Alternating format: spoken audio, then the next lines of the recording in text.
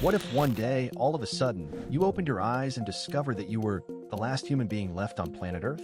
Really picture it. You wake up like always, stretch with a big yawn, but right away, you notice something's off, everything feels different. You look out the window, step outside your home, and it hits you. No cars, no neighbors, no people anywhere, not a single soul. No engine sounds, no conversations, no music coming from stores. Just you, completely alone in the entire world, with a whole planet to yourself. Let's imagine absolute loneliness on Earth and challenges you never thought you'd face. Could food disappear? How long would today's infrastructure last? What will happen to the animals? Stay until the end, because this story isn't just about survival. It's about what truly makes us human. At first, it seems like a wild and fun idea, right? No annoying bosses, no boring chores, no endless lines at the supermarket, no traffic to slow you down. You can walk wherever you want, enter any place, sleep in the comfiest bed of any luxury hotel, eat whatever you like, even eat ice cream straight from the freezer without anyone saying a word. You're the only inhabitant of the world, the absolute owner of everything. But how long would it take to become a nightmare? But sooner or later, you realize something inevitable. Paradise has an expiration date. At first, everything seems perfect, even thrilling.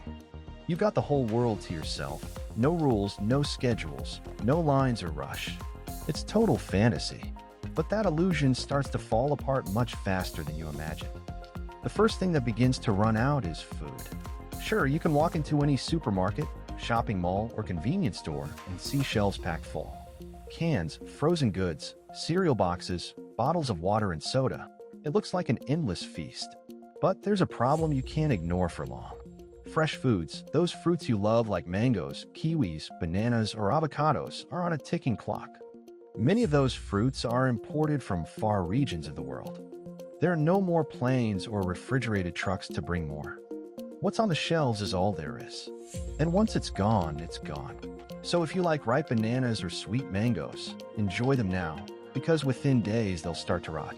Then you start thinking about transportation, and it feels like you hit the jackpot. Luxury cars, motorcycles, yachts, private jets, all at your fingertips. No one to stop you, no one to charge you. You could drive a Ferrari on the highway or hop on a private jet just for fun. But there's one tiny and deadly detail. Fuel also has an expiration date. Gasoline, diesel, even jet fuel starts to degrade over time. In 1 or 2 years, not even the most expensive car or the most advanced plane will work. Engines will rust, fuel will evaporate, and batteries will die. What once seemed like infinite freedom will turn into total immobility. Then you think, well, at least I can live wherever I want. And yes, that's true. You've got millions of options at your disposal, from luxury apartments in skyscrapers to ancient palaces, medieval castles, or beachfront homes. But soon, you'll learn another hard truth. Abandoned cities deteriorate at a terrifying speed. Without maintenance, windows shatter, roofs leak, streets grow damp and moldy. Wind and rain wear down the foundations. Electrical systems fail. A single lightning strike during a storm could burn down an entire neighborhood. And there's no one to stop it. No firefighters. No emergency services. Just you. Maybe then you think about changing strategies. Better to move to the countryside, you say? Away from the concrete, more peaceful, greener, more natural. But even that idea comes with its own trap. Without the constant presence of humans, nature takes back what belongs to it. Wild animals return. Abandoned dogs that now hunt in packs, feral cats, foxes, wild boars, and in some regions bears, pumas, or even wolves. They no longer see you as the ruler of the world. They see you as an intruder, a rival, or prey. And they don't want neighbors. And the worst part, this isn't even the beginning of the real problems. Look, there are more than 400 nuclear power plants spread across different countries around the world. Normally, they operate smoothly because there are entire teams of people monitoring them, adjusting controls, and making sure everything is running safely. But now there's no one. And when no humans are there to maintain them, those massive machines start to fail. Slowly at first, then suddenly. Some could explode, others might leak, and many would begin releasing radiation, turning entire cities into dangerous, poisonous, uninhabitable zones.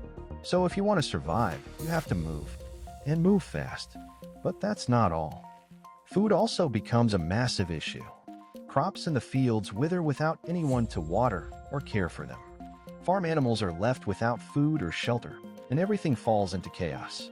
Soon, what's left in the supermarkets either runs out or spoils. And what do? You have to learn to hunt, even if you've never done it before. Or maybe plant and tend your own garden. Things that once seemed like relics of another century are now essential to staying alive. And just when you think you've got everything under control, another obstacle shows up: water. Without electricity, the pumps that bring water to homes stop working. At first, you can rely on bottled water, sure, but that supply won't last forever. Eventually, you'll have to learn how to get it yourself. You'll need to collect rainwater, boil it over fire, use homemade filters, purify it using methods you didn't even know existed. What you once took for granted now becomes a daily survival task. And there you are alone, completely alone, with the sound of the wind as your only company. No one to talk to, no schedules, no rules. But you have one thing in your favor. You have all the time in the world and millions of books, videos, manuals, and knowledge waiting for you. All the things school never taught you. It's now up to you to learn them, just to keep going. You could make it. You could survive, yes. It wouldn't be easy. It would take a lot of effort, a lot of creativity, and quite a bit of courage, but you could do it. At least physically. Eating, drinking, moving, staying alive one more day. But that's not the real challenge. The real problem lies elsewhere. And it runs deeper. Quieter. Human beings weren't designed to be completely alone. It's not just about having someone to talk to or laugh with for a while. It goes beyond simple companionship. It has to do with our mental health, our emotional well-being, our true happiness. Our brains are built for communication, for laughing, for sharing stories, for feeling hugs, for hearing a voice tell us that everything's going to be okay. It's in community that we find meaning. It's in family and friends, in the circle of people we love, where we become truly strong, where we grow, where we create, where we feel alive. Being around others makes us more creative, more empathetic, more human. Living completely alone on the planet may sound like absolute freedom, but in reality, it's a kind of invisible prison. A constant mirror reflecting what you miss the most: other people, connection, affection, the simple joy of hearing someone say hello to start your day. So the next time someone annoys you, or there's a long line at the bank, or someone talks too loudly on public transport, or the bus is 10 minutes late, remember this: being surrounded by people with everything that comes with it is also a gift, a privilege. Because yes, alone we may survive, maybe for a long time, but together we truly live. So tell me, would you dare to be the last human on Earth? Or would you rather have someone smile at you and simply say, "Good morning"?